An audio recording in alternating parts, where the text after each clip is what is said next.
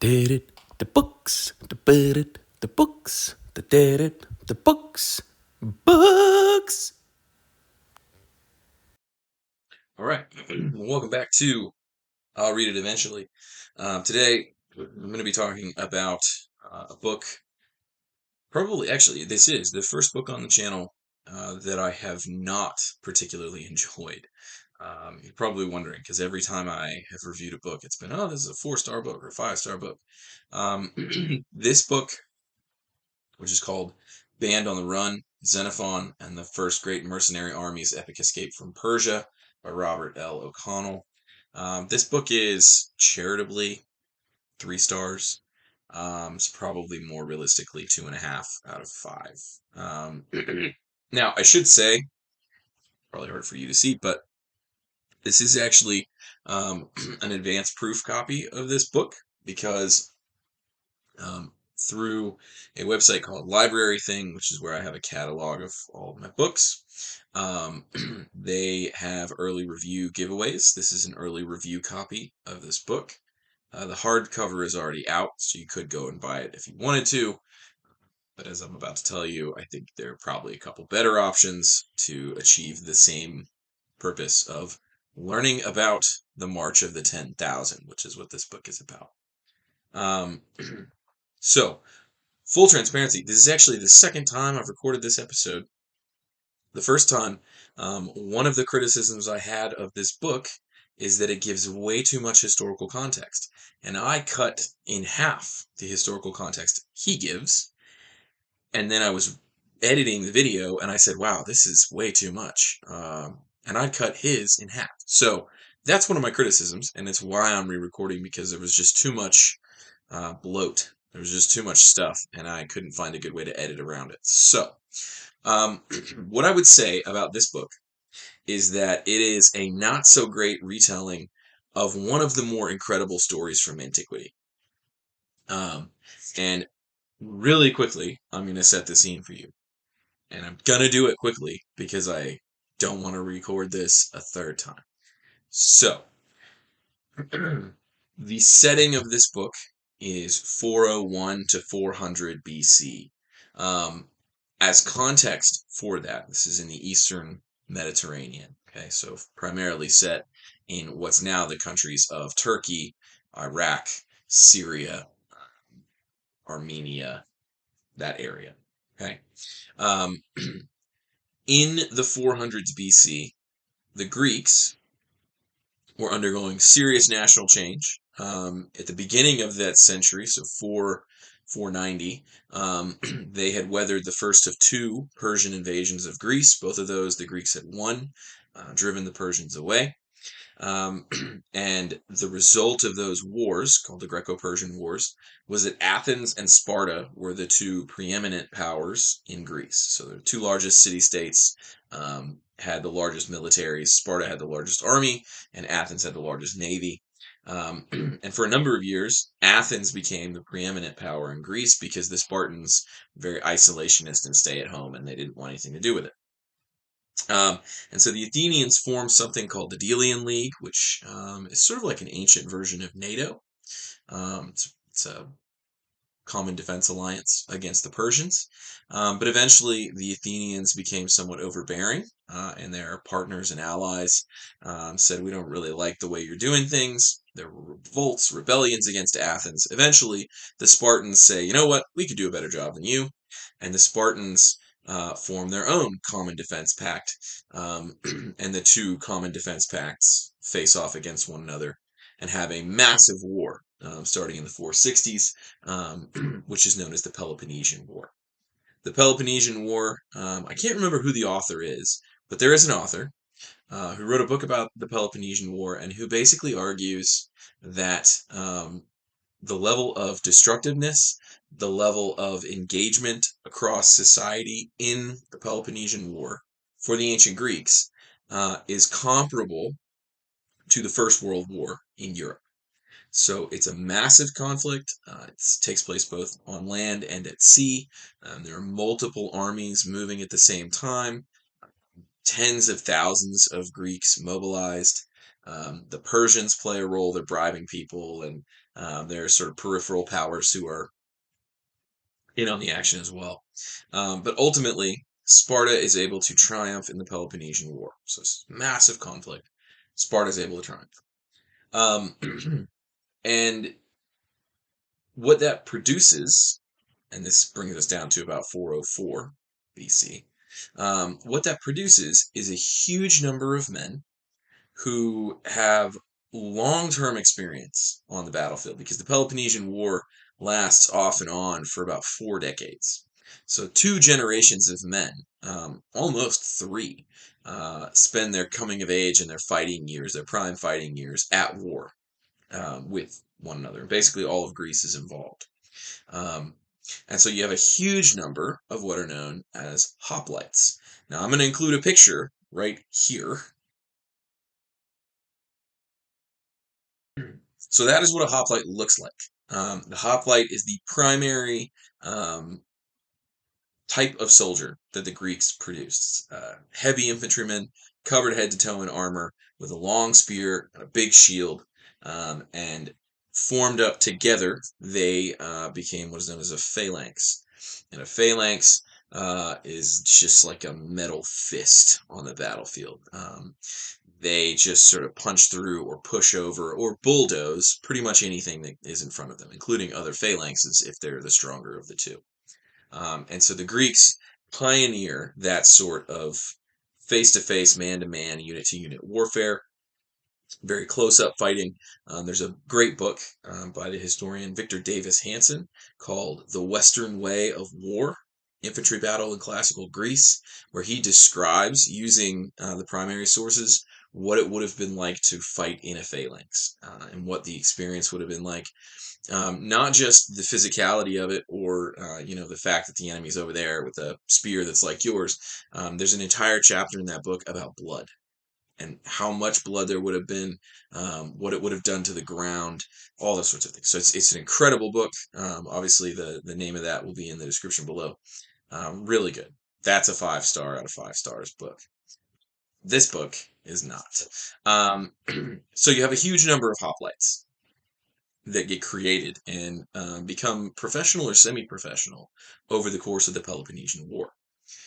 And then the war ends in 404, and there's nothing for them to do. And fortunately for Greece, because that would be really dangerous to have a bunch of semi-professional soldiers who are just sort of hanging out, they tend to get rowdy. Fortunately for Greece, the Persian emperor dies at that time. His name is Darius II Ocus. And he dies, and he has 2 sons, Artaxerxes and Cyrus. Artaxerxes becomes the new emperor of the Persians. Cyrus wants to be the emperor, and typically in Persian succession struggles, the older brother, or the person who takes the throne, just has people like his younger brother Cyrus. They just have them executed. It's very bloodthirsty, very cutthroat. So normally, you don't leave your younger brother alive because he's going to be a threat to you, right? Artaxerxes, for a variety of reasons, doesn't kill Cyrus. And so Cyrus is able to go to Asia Minor, which is a province of the Achaemenid Persian Empire, which I will include a map of because a lot of things going on here. Here is a map of the Achaemenid Persian Empire.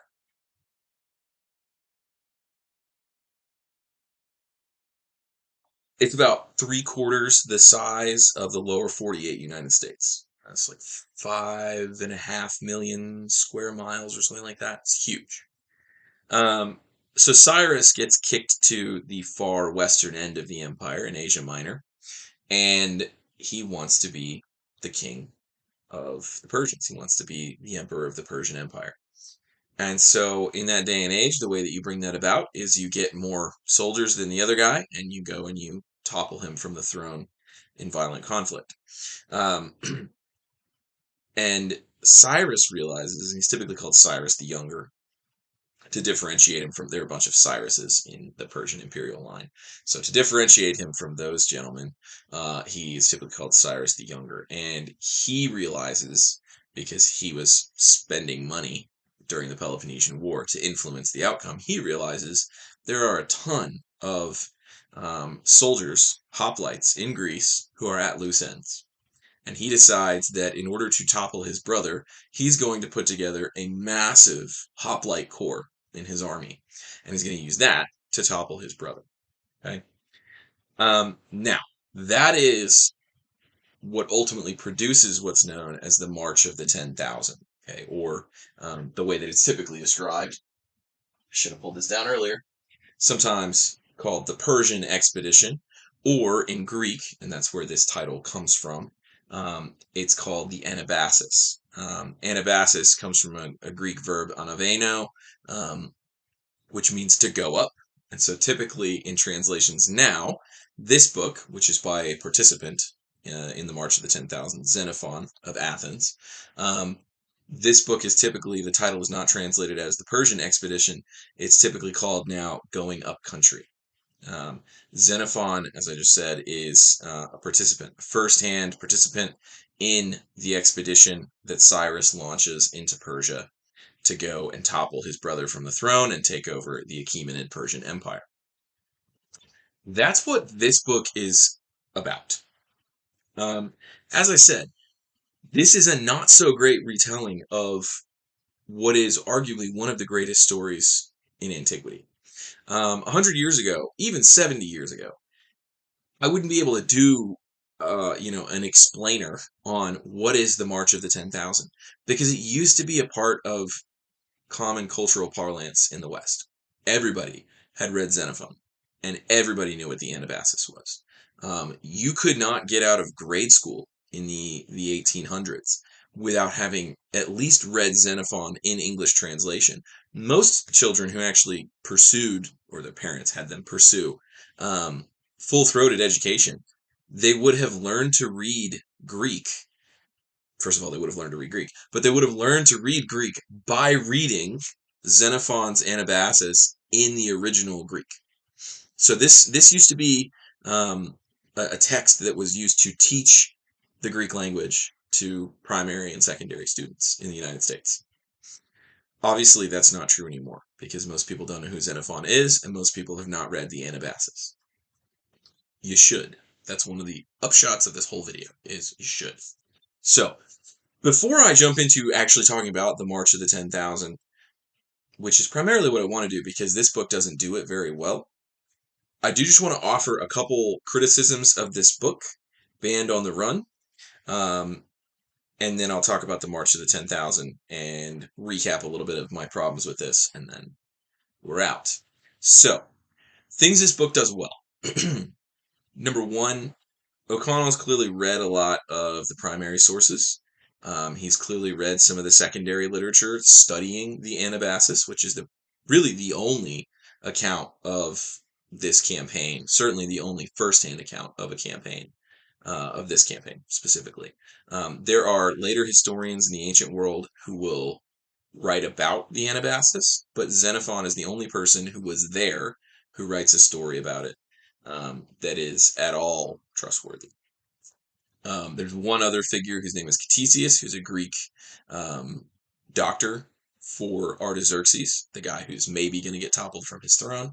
And he is there at the critical battle of Canoxa, but that is really the only portion of these events that he sees. Xenophon is there the whole time, is a direct participant and motivator in the events. So he's clearly read some of the literature. The problem, I think, is he doesn't do a good job of translating what he's read in the literature to the page because he assumes that people are going to know some things that they probably don't. And then he explains things which probably don't need to be explained. So there's a weird amount of time in this book spent on explaining things which I don't think needed to be in here. He does a lot with like Persian court politics. And talks about why one particular guy shows back up in the story after he was, in there 30 pages earlier. It's like, well, here's this, Persian noble again. And he's there because of these, court politics in the background between these women, these royal women, who Xenophon never even sees. So there's really no point in him telling you about their conflicts and why men attached to them might be here or there in the story. So it's stuff like that. My main criticism of this book, well, my most vociferous criticism of this book, is that it fails to take the ancient world seriously. And by that I mean O'Connell clearly has some beliefs. And when he reads the history of the ancient world, he can't help but notice that the ancient world is different from what he has experienced and knows and believes. And then he also can't help but mention it every time it comes up. So, two big examples of this. Okay, first one is slavery. The 10,000, which is formed in this story, the 10,000 is a mercenary army. One of the primary modes of wealth in the ancient world was slaves. Labor is valuable. People who were used for sex were valuable. So if you could capture people and pull them along with you, you could make a fortune doing that. Okay. Armies had with them most of the time people who were there to purchase slaves from people who had gotten them on the battlefield so that they could then take them back to wherever home was and sell them, wholesale. So it's an industry. Okay. Well, as any modern person from the West would be, O'Connell is against slavery. Okay. Same. Me as well. The problem is that in the book, every single time that there is a mention in Xenophon of slaves, because he's basically just telling you what the Anabasis says, so Xenophon mentions slaves all the time. Every time that Xenophon mentions slaves, O'Connell is there to tell you, and that's bad. They took slaves there, because of course they did, because they're horrible people. They took slaves there because they used them for all these horrible things. There's nothing wrong with taking a look at the ancient world and saying, hey, you know what? They had the institution of slavery. Here's what that meant. Here were the legal constraints. Here was the worldview underlying that. Here's why they did that. Right? I just talked about the fact that it was a source of wealth. O'Connell doesn't do any of that. He doesn't explain the worldview of an ancient from their perspective. He doesn't try to put you in their shoes or their sandals, more realistically, and say, hey, they took slaves and used them for labor and for pleasure and for anything else because that was just normal in that time period. Because that time period, essentially, it was, the law of the land was power. And the guy with the spear and armor had power, and you, a farmer, did not. So, yeah, they took slaves. He doesn't attempt to explain from the perspective of Xenophon why that makes sense, why it was not remarkable ethically, morally, spiritually to him. He doesn't take any time to say, hey, here's a book about the ancient world. Let me explain what it must have been like to be someone who lived then. That's what ancient history is for. And he doesn't do that. Okay? Now, slavery, you might say, you know what? It's a hot button issue in the modern world. The historiography around slavery, especially American chattel slavery, very fraught. So we just don't need to pull any punches on this kind of issue. We just need to say at every opportunity, it's bad, bad, bad, bad, bad. I agree on that point. It is horrible. It's horrific. It's a crime against man and it's a crime against God. 100%. But the past is a different country. It's a totally different place. And if all I do when I come to the past is confirm all of my own beliefs and don't have that challenged or made complex in any way, or just have myself exposed to someone who's not like me, then there's no point in reading about the past. There's just not. And that is what he takes from you in terms of reading about ancient slavery is, hey, you can understand how this would have been normalized in that time period. That will help you in the modern world realize how something horrifically awful could be normalized. It will help you identify those things and stop it from happening. It will help you identify those things as they are currently happening and end them. He doesn't do that. The other major thing, which shows me that he's really not taking ancient history seriously, is religion. O'Connell has a number, dozens, of sort of caustic throwaway lines about ancient Greek religion, particularly the practice of haruspicy, and what's known as taking the auspices. This was something that was extraordinarily common in ancient religion, Greco-Roman religion, um, and was often done by either looking at signs in the natural world, so the number of birds in the sky, hearing a voice of someone speaking, but like they're audible to you, but they're talking to somebody else, but the one part of their conversation that comes to you is like a message from the gods.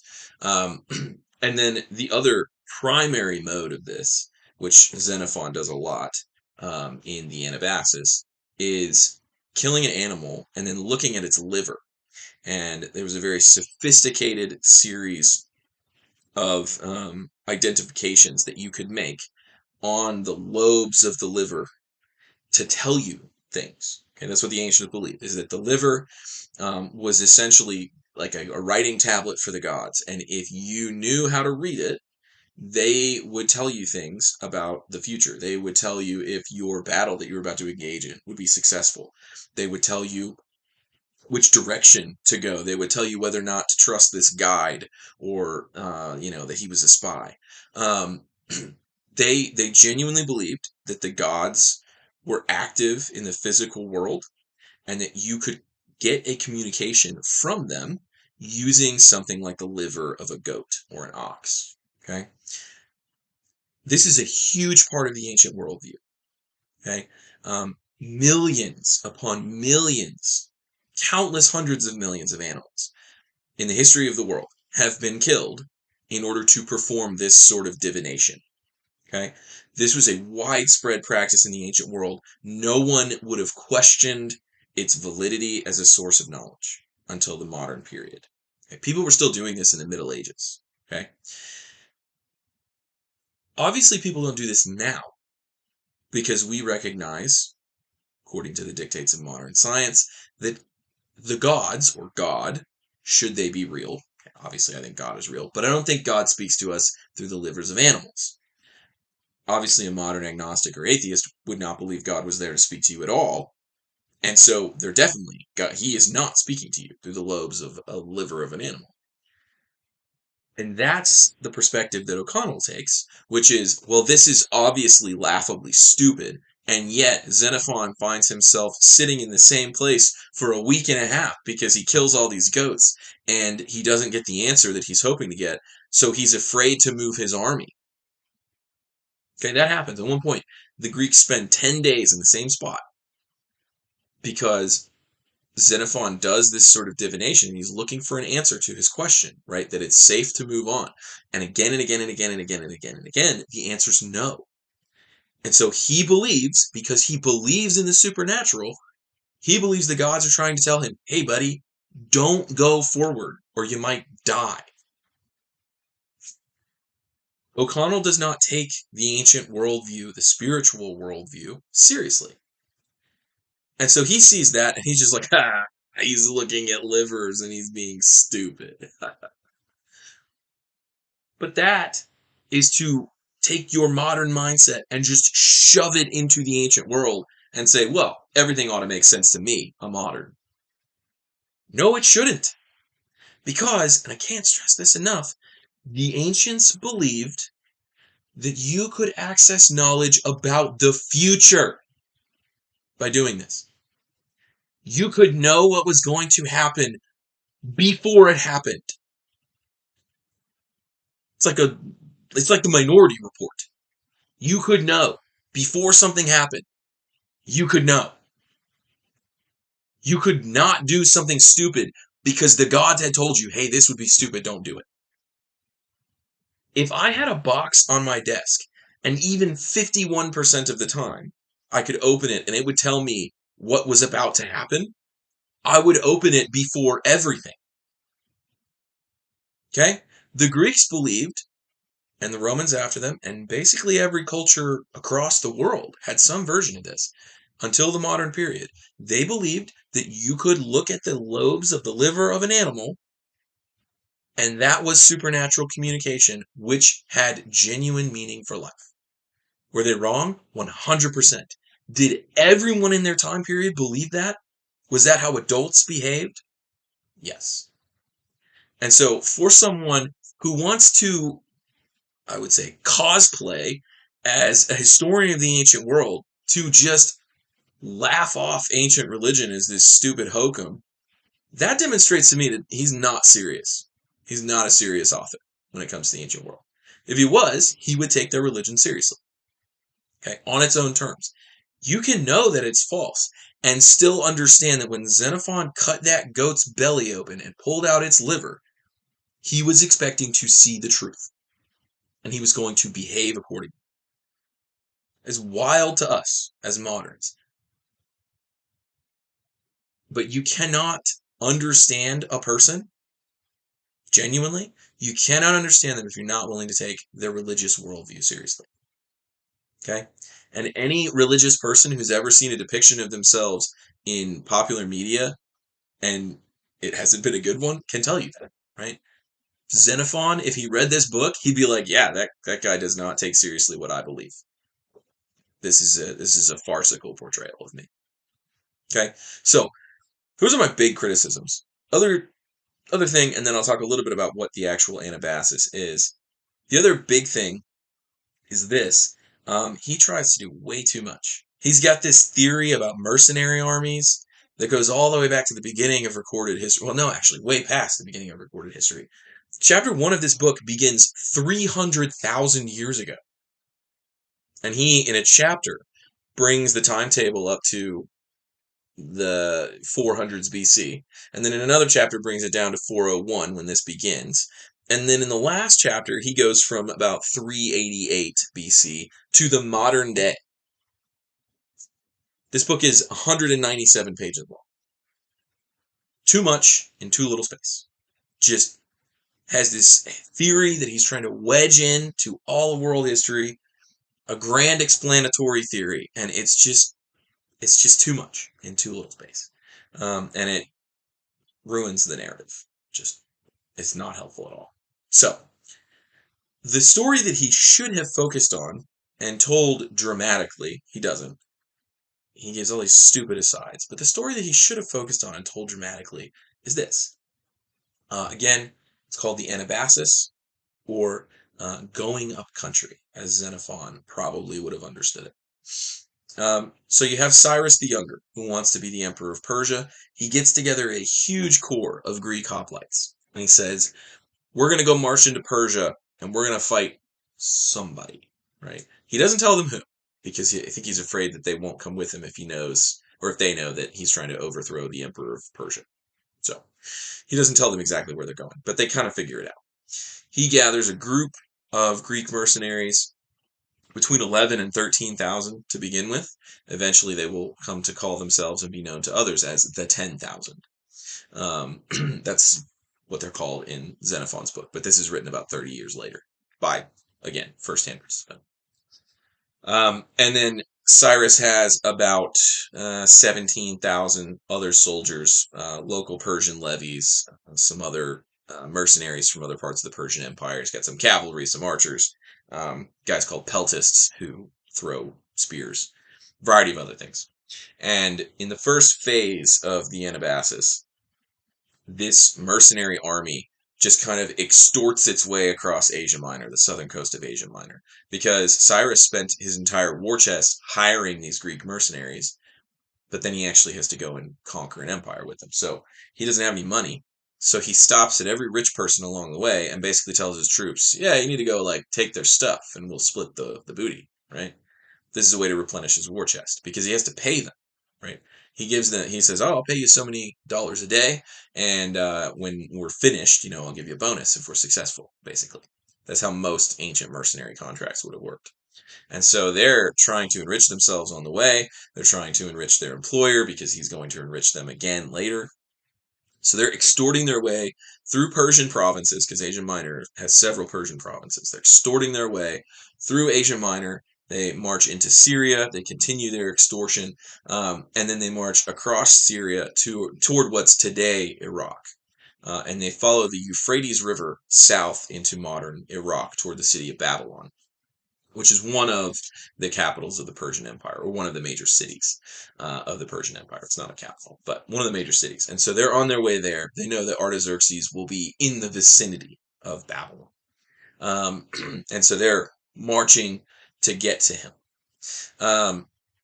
And the whole time, this mercenary army is very fractious. The Greeks, you have a various different contingents raised by different generals. The generals and the soldiers themselves were often on different sides of the Peloponnesian War, so they don't get along. The overall commander is a Spartan named Clearchus, and three times groups of these Greek soldiers that he's supposedly leading try to kill him on the march into Persia. Twice they try to stone him to death, and then once there's almost a pitched battle, which Xenophon basically says he and his immediate superior, they interpose their own bodies to stop, which is wild. But Cyrus is basically just like, hey, I got this like juggernaut that will just deliver a knockout blow to my brother if I can just get them to the battlefield before they start murdering each other. Like, that's essentially, it's just a race against time. And so he's ushering them into Persia. And eventually they get into the vicinity of the city of Babylon. And Cyrus keeps telling his men at this point, cat's out of the bag. They know that they're trying to overthrow the emperor of Persia. And he tells them continuously, like, "Hey, my brother's not going to fight. He's a bit of a sissy, right? It's not going to be a real battle, right?" And so his men are not super prepared one day in August, I believe, of 401 BC, when they see a dust cloud approaching them, really big one approaching them, and they realize that's the army of Artaxerxes, the great king of Persia. And so Cyrus has his men form up on the bank of the Euphrates. He's got his Greeks in line with the river on their right, and then he's got all of his Persian and allied troops on his left wing, and he's in the center. I'm going to include a map of this just because ancient battles can be really hard to describe, especially if you don't read a lot of ancient history. So here's a map of the starting positions at Cunaxa.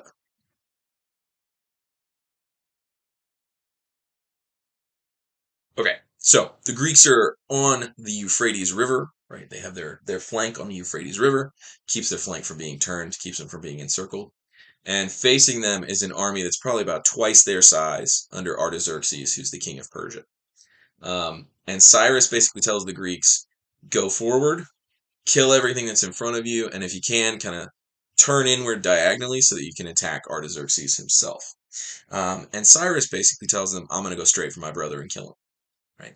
Ancient warfare is very personal in that way. Commanders often made a point of trying to kill one another or of having their troops kill the enemy commander because you could win a battle that way very easily. If the word went out that your commander was dead, his personal charisma was often holding the army together. So if he dies, you're out of there.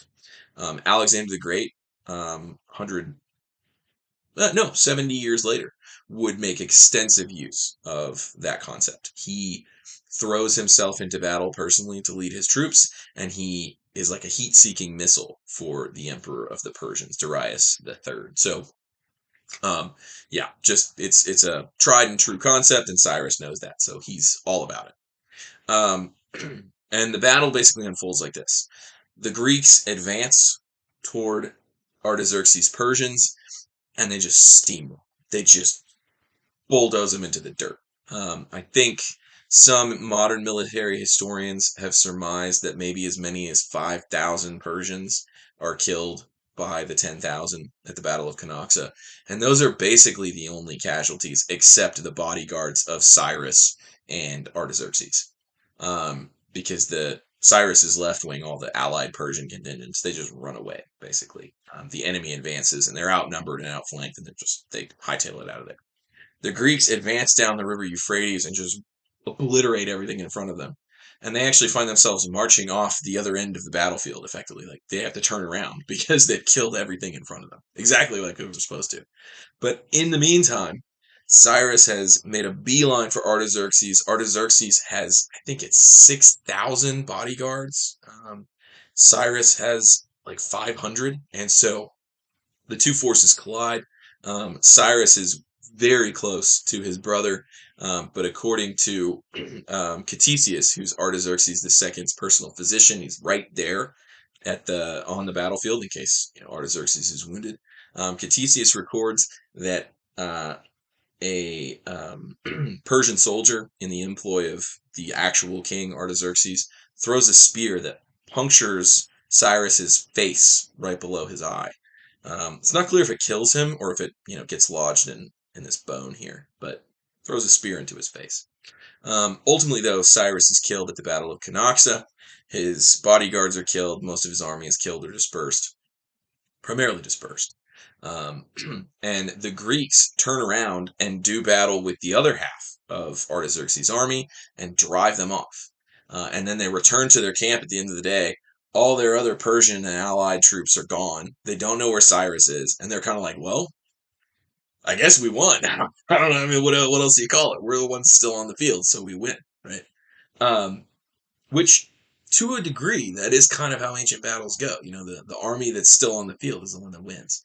The problem is that although they win tactically on the field, strategically, their leader, Cyrus, is dead, right? Xenophon records that I think it's one Greek soldier is killed at the Battle of Canoxa, and one guy gets shot in the arm with an arrow, and those are like the only wounds, which is probably not true, but it gives you a sense.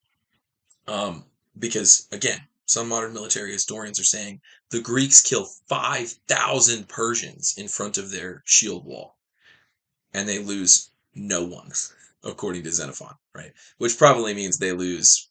Well, it could be anything, but probably means they lose less than 100. Um, no matter what, we're talking about casualties in the hundreds, right?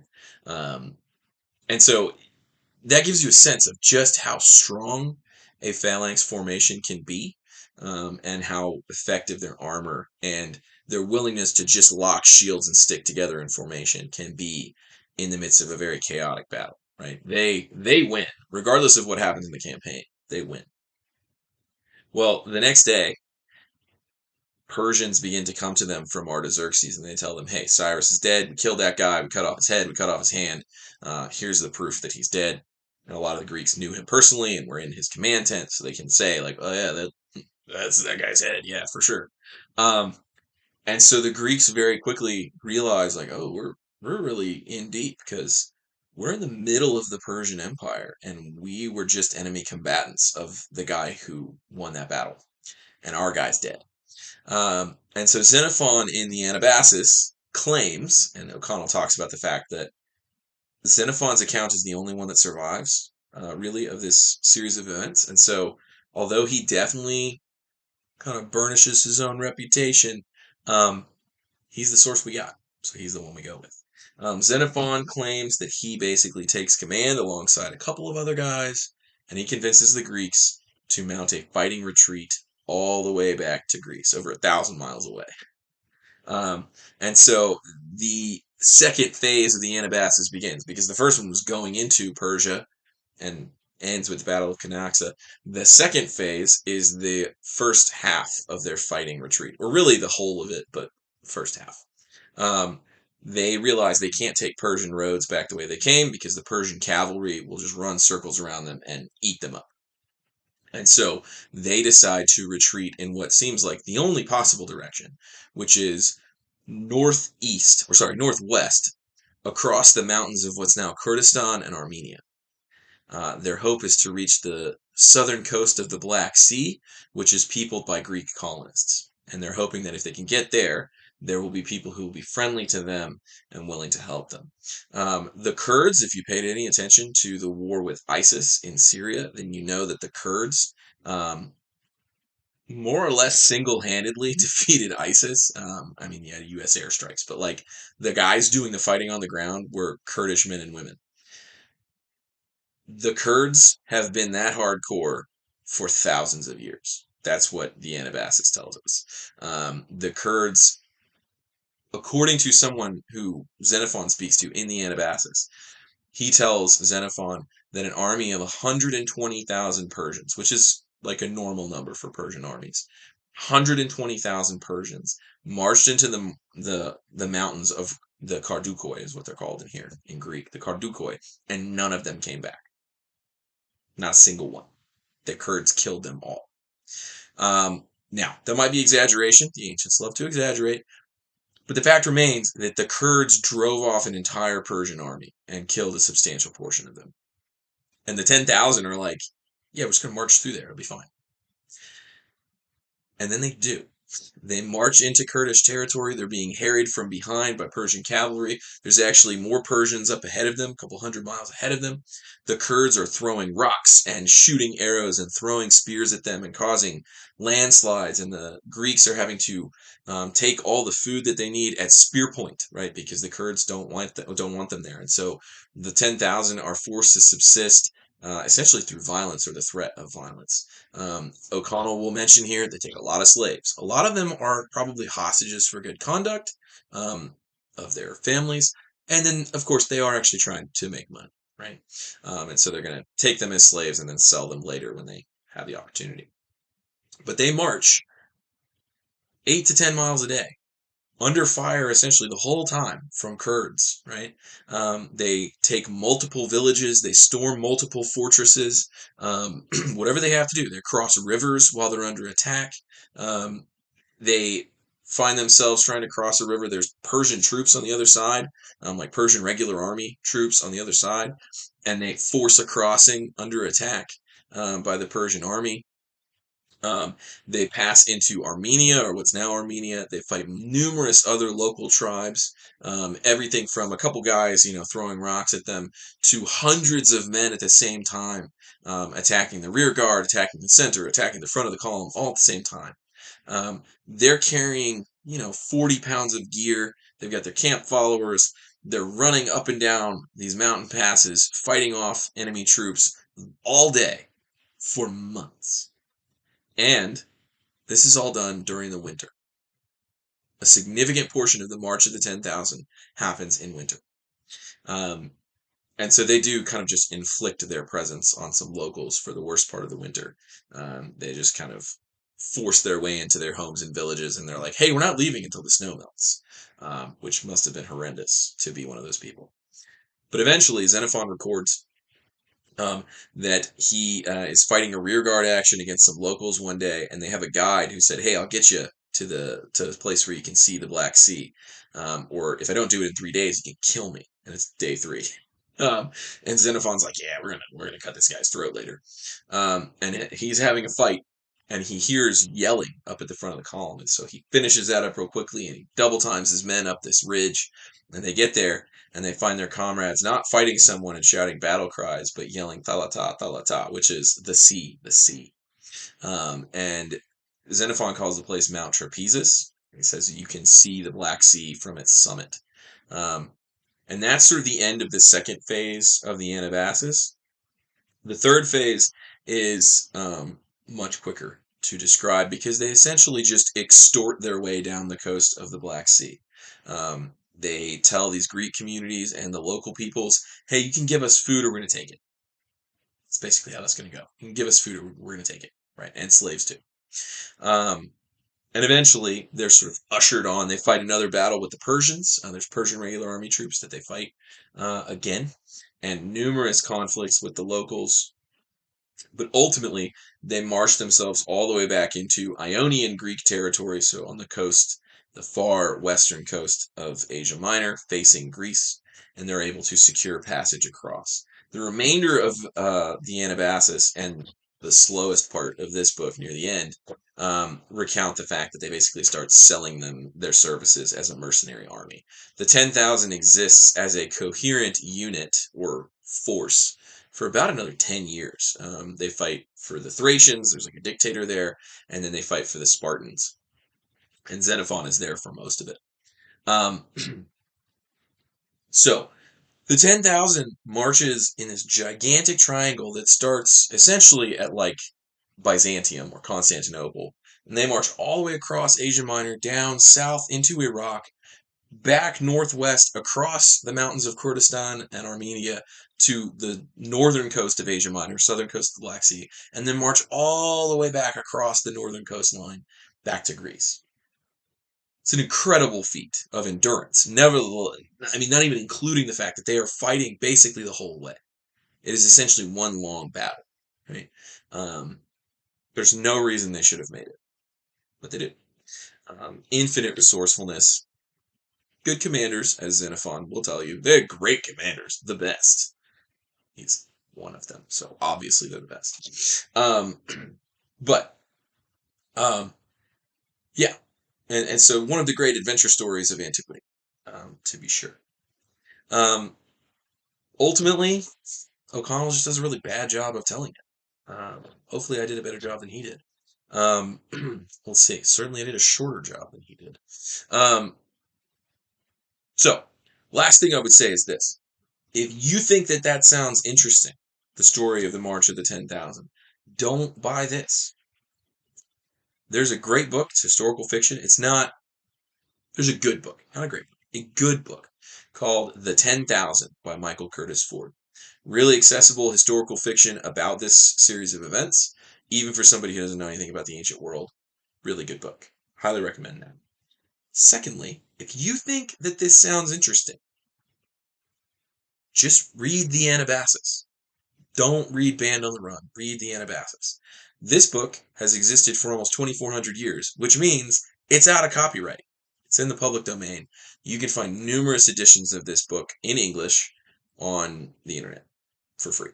You can just download a PDF and read to your heart's content. So, um, The 10,000 by Michael Curtis Ford or The Anabasis of Xenophon.